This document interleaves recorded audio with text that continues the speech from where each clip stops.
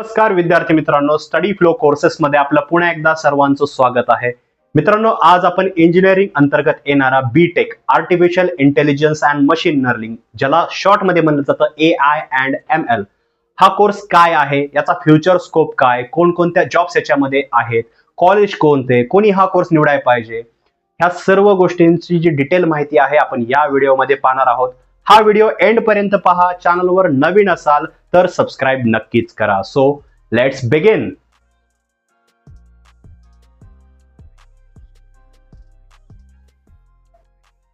तर मित्रांनो, सर्वप्रथम पाहूया की हा कोर्स काय आहे. तर याच्यामध्ये तुम्ही नाव ऐकलंच असेल किंवा आत्ता पाहत असाल, artificial intelligence and machine learning या गोष्टींचा याच्यात समावेश होतो. सध्या तुम्ही पाहिलं असेल, आर्टिफिशियल इंटेलिजन्स खूप जास्त ट्रेंडमध्ये आहे. जे चॅट जीपीटी असेल, जेमिनी असेल, परप्लेक्सिटी असेल, अशा खूप साऱ्या गोष्टी समोर येत आहेत. AI मॉडेल्स यूज केले जात आहेत.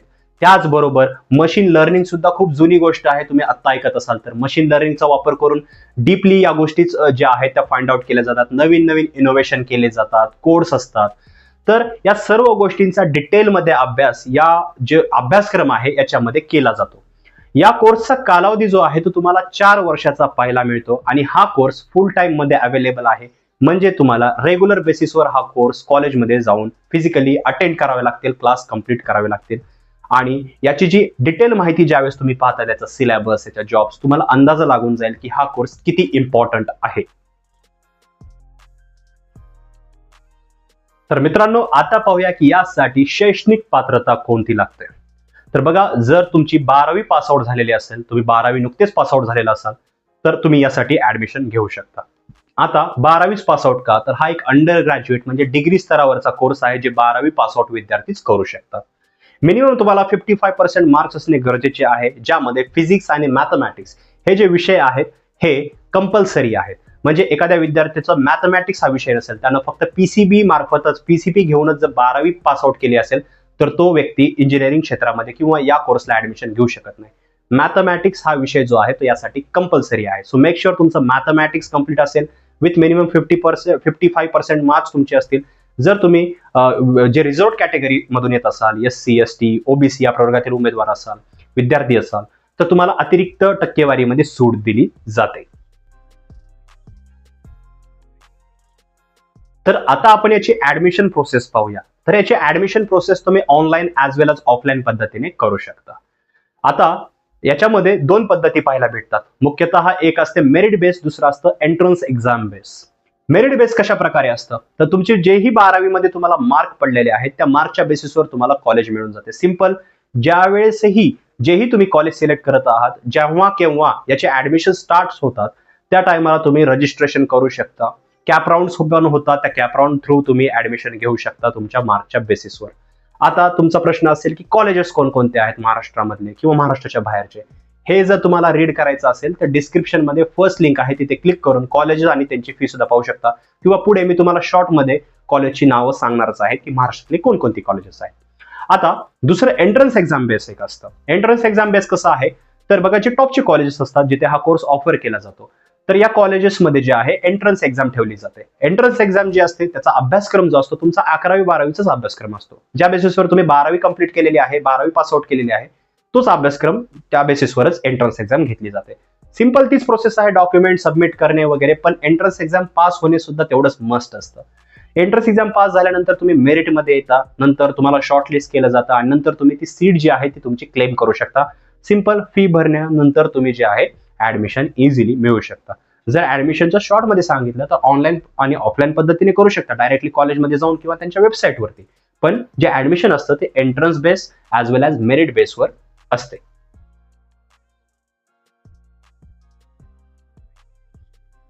तर मित्रांनो, आता आपण याच्या कालावधीबद्दल पाहणार आहोत. याचा कालावधी मी सुरुवातीलाच तुम्हाला सांगितलेला आहे, 4 वर्षाचा तुम्हाला पाहायला मिळतो. पण डिटेलमध्ये जाता पाहूया, तर 4 वर्षामध्ये तुम्हाला 8 सेमिस्टरचा अभ्यास करावा लागतो. एका वर्षामध्ये 2 सेमिस्टर तुम्हाला पाहायला भेटतात. म्हणजे 6 महिन्यामध्ये 1 सेमिस्टर तुमचं कंप्लीट केलं जातं आणि सेमिस्टर वाईज तुमची एक्झाम घेतल्या जातात. कॉलेजमध्ये प्रॅक्टिकल्स असतात, वायवा असतात, कॉलेजची अटेंडन्स तुम्हाला द्यावी लागते, तुम्हाला कॉलेजमध्ये जावं लागेल. ह्या सर्व गोष्टी ज्यावेळेस तुम्ही कंप्लीट कराल, तुमचे 4 वर्ष यामध्ये जाणार आहेत. 8 सेमिस्टर ज्यावेळेस तुम्ही कंप्लीट कराल, तेव्हा तुम्हाला डिग्रीचे सर्टिफिकेट मिळते. जर तुम्ही चांगलं कॉलेजेस चूज केलेलं आहे ऍडमिशनच्या आधी म्हणजे बिफोर ऍडमिशन, तर लास्टच्या इयरमध्ये जर तुमचा परफॉर्मन्स चांगला असेल, जर तुम्ही डिग्री सिरियसली कंप्लीट करत असाल, जर तुमचा स्कोर चांगला असेल, तर तुम्हाला कॅम्पस थ्रू सुद्धा जॉब सिक्युरिटी मिळू शकते, जॉब लागू शकतो. पण जर एक डिसेंट कॉलेज आहे, तुम्ही डिग्री कंप्लीट ज्यावेळेस करता, हे 8 सेमिस्टर ज्यावेळेस कंप्लीट करता, डिग्रीचे सर्टिफिकेट मिळते, जे तुम्ही फर्दर स्टडीज म्हणजे पुढे पोस्ट ग्रॅज्युएशन करण्यासाठी यूज करू शकता. त्याचबरोबर गव्हर्नमेंट जॉब मिळवण्यासाठी यूज करू शकता किंवा प्रायव्हेट सेक्टरमध्ये जॉब मिळवण्यासाठी यूज करू शकता. आता तुमचा प्रश्न असेल की जॉब्स कोणकोणत्या, तर ते आपण पुढे पाहणारच आहोत.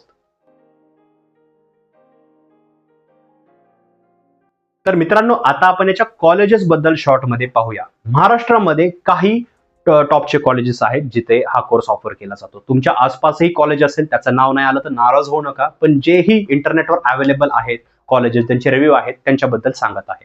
पुण्यामध्ये PICT कॉलेज आहे, त्याचबरोबर WPU कॉलेज आहे, मुंबईचे कॉलेज आहेत कॉलेज ऑफ इंजिनिअरिंग, पुण्यामधलं DY पाटील कॉलेज आहे. तर महाराष्ट्रातले जेही कॉलेज आहेत ते तुम्ही स्क्रीनवर पाहिलेच असतील.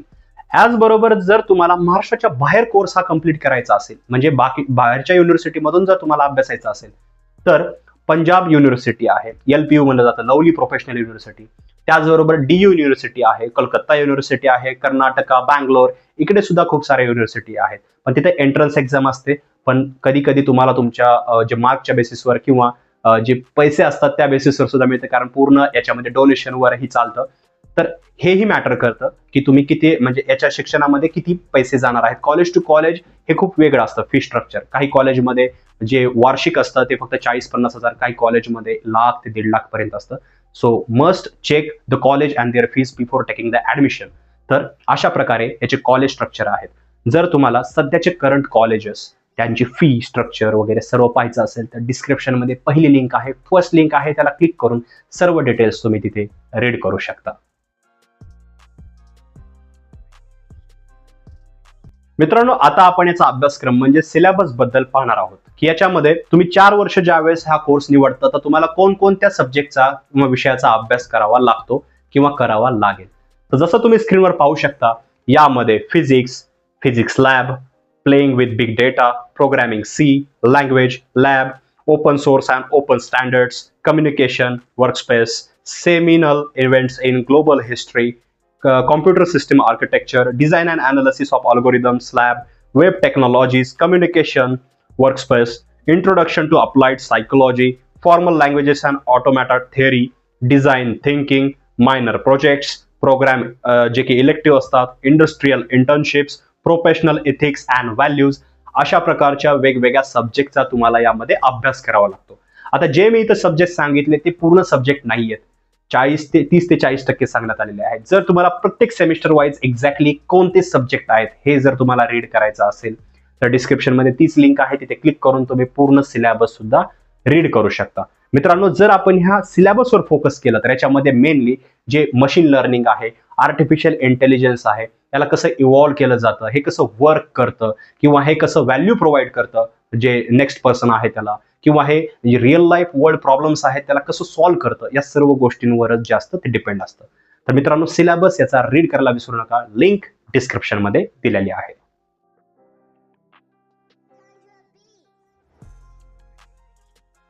तर मित्रांनो, आता पाहूया की हा कोर्स केल्यानंतर पुढील संधी काय. जर तुम्ही सिलेबस पाहिलेला आहे, कालावधी पाहिलेला आहे, त्याचबरोबर याचं सर्व जर माहिती आतापर्यंत पाहत आलेला आहात, तर आता पाहूया की हा कोर्स कंप्लीट केल्यानंतर पुढे तुम्ही काय करू शकता. तर मित्रांनो, सर्वात पहिला ऑप्शन आहे, तुम्ही पुढे ME सुद्धा करू शकता, याच्यामधून पोस्ट ग्रॅज्युएशन करू शकता, तुम्ही पुढे PhD मास्टर्स सुद्धा करू शकता. पण हे तुमच्यावर डिपेंड आहे, तुमच्या पॅरेंटच्या परमिशन किंवा तुमचं जे डिस्कशन झालेलं असेल की तुमच्या आयुष्याचा किती वेळ तुम्हाला अजून शिक्षणासाठी द्यायचा आहे, यावर डिपेंड आहे. तर तुम्ही हायर शिक्षणासाठी, जे हायर एज्युकेशन आहे त्यासाठी सुद्धा जाऊ शकता.